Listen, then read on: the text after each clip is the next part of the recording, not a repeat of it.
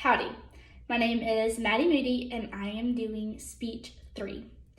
Now for this speech, I'm going to be holding my presentation. So for an easier delivery, I actually taped my keyword outline to this ledge right here. And you can see that it's only one page.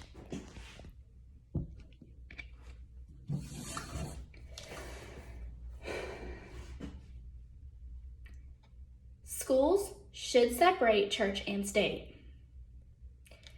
Most Americans are relatively aware of the First Amendment, but just as a little refresher, I provided an annotation from constitution.congress.gov, which reads, "Congress shall make no law respecting an establishment of religion or prohibiting the free exercise thereof, or abridging the freedom of speech, or of the press, or the right of the people peacefully to assemble, and to petition the government for a redress of grievances." Now, I would like to focus on one particular aspect of the First Amendment, which is the freedom of religion.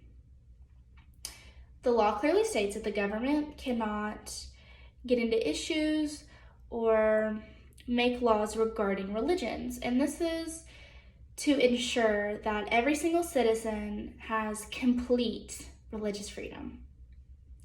But government isn't only Congress and the president. Public schools are technically underneath their state's government, and their employees are technically representatives of that government while at work. So this should mean that public schools also have to follow the separation of church and state, right? Well, that's not always the case. We still see large amounts of religious exposure within schools, and the majority of this exposure is Christian. To respect both the law of separation of church and state and their students, schools should heavily regulate the amount of religious exposure they allow. Why is it that non-Christian schools still have so much Christian exposure within them? Well, high schools and middle schools are actually targeted for a reason. According to Debbie Bell in You're Losing Us, the latest research from the Barna Group gives us this information. The current Barna study indicates that nearly half of all Americans who accept Jesus Christ as their Savior do so before reaching the age of 13, 43%. And that 2 out of 3 born-again Christians, 64%, made that commitment to Christ before their 18th birthday. Christians want to increase the youth involvement to ensure that their religion will continue into further generations. They feel a need to be represented in schools because they believe that they're helping students save their eternal lives. Therefore, they see their representation in schools as the morally correct thing to do. And for the most part, they technically aren't breaking the law of separation of church and state because their methods typically include flyers or non-intrusive school visits. The only problem is this representation needs to come from an outsider of the school atmosphere. It cannot include a school administrator or a teacher or a coach of that school. An example of this is provided by Lowerhawk, Erasm, and Piper's Private Citizen versus Public Official, a case analysis of coaches' freedom of religion. The school advised Kennedy that he was free to engage in religious activity, including prayer, but such activity must be physically separate from any student activity, and students may not be allowed to join in such activity. Now, if they're not usually breaking this law, then why is it such a problem? Well, a school's job is very simply to educate their students. They don't have to help students with the parts of life that are outside of academia. However, It has been proven that students do better with their academics when their social needs have been met. Needs like feeling equal to their peers. And not all students are Christian. Some are very confident and set in their beliefs outside of Christianity, and having only Christian representation in their schools can make them feel as if they're not equal to their Christian peers. According to Davila, Denise, and Allison in That Shit Is Rude, Religion, Picture Books, and Social Narratives in Middle School.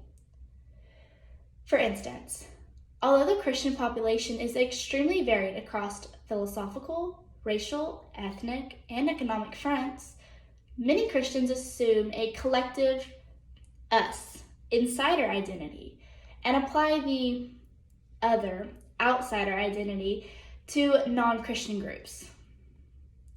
No student should feel as an other at their own school.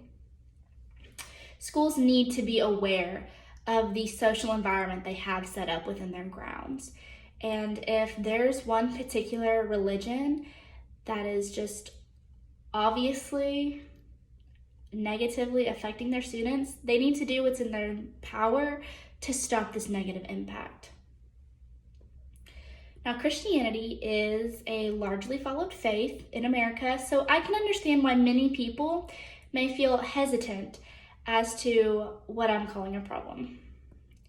Many Christians can argue that their methods aren't breaking the law of separation of church and state, and they could argue that decreasing Christianity intentionally could be seen as promoting other religions. However, churches just simply do not want religious pluralism in schools.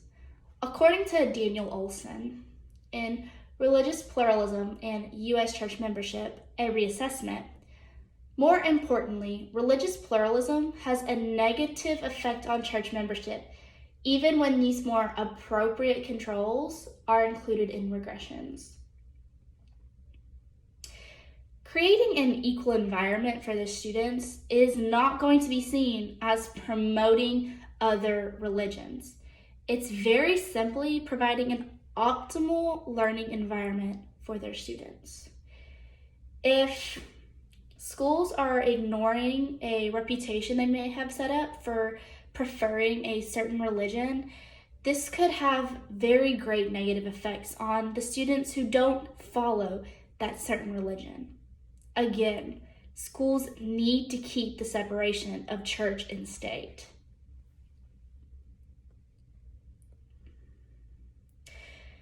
Most schools aren't really aware of the negative effects this can have.